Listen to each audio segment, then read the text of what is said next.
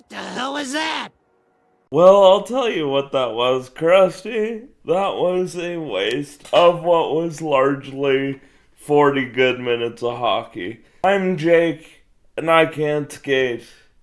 And this is a Flames hockey game day recap. Good guys lose 5-1 to the Seattle Kraken. And if you told me that was going to be the score after 2 periods, I would not have believed you. The last 2 games, the Flames have started on time, as shown by getting on the board early. It's the energy guys again. Mackenzie Weegar gets it up to Ryan Lundberg, who shoots, and Adam Klapka puts it in on the rebound. 1-0. And for a good chunk of the first period, Flames controlled the play.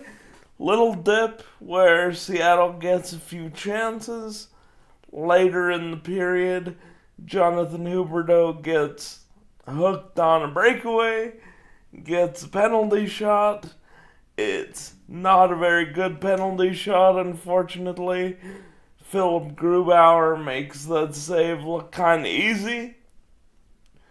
But we go into the second up 1-0 after a pretty good period.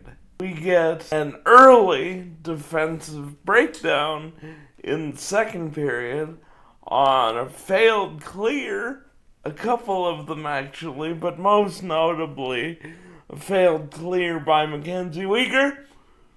And it ends up on Jacob Melansson's stick with half a net to shoot at, and he scores, and we got a tie game.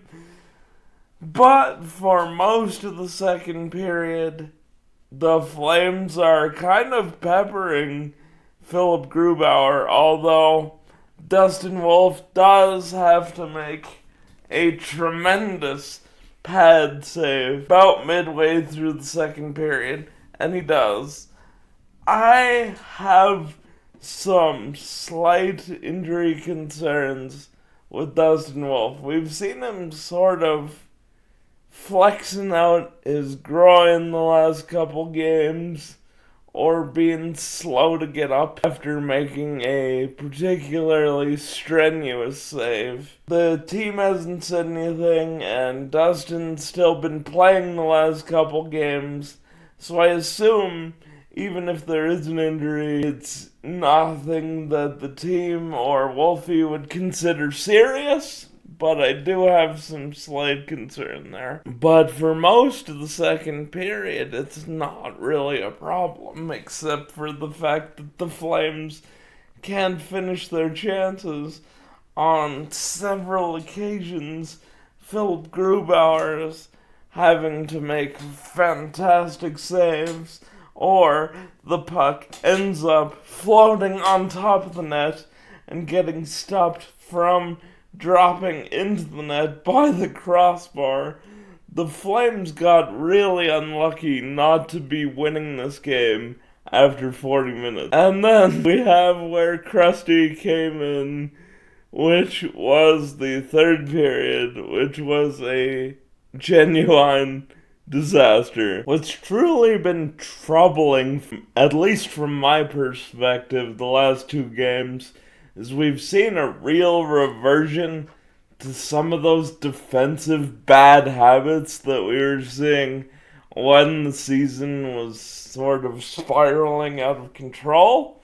And a big one of those was bad gap control on rush defense. And both the 2-1 Seattle goal by Shane Wright, and especially the 3-1 Seattle goal by Vince Dunn, are great examples of this.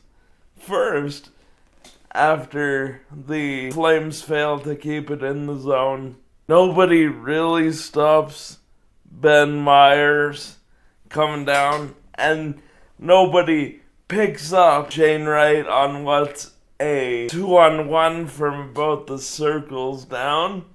And so he's wide open to tap it through Dustin Wolf, make it 2-1, and then 4 minutes later, Vince Dunn is allowed to walk from the blue line all the way to the top of the slot as the trailer without anybody picking him up on the rush.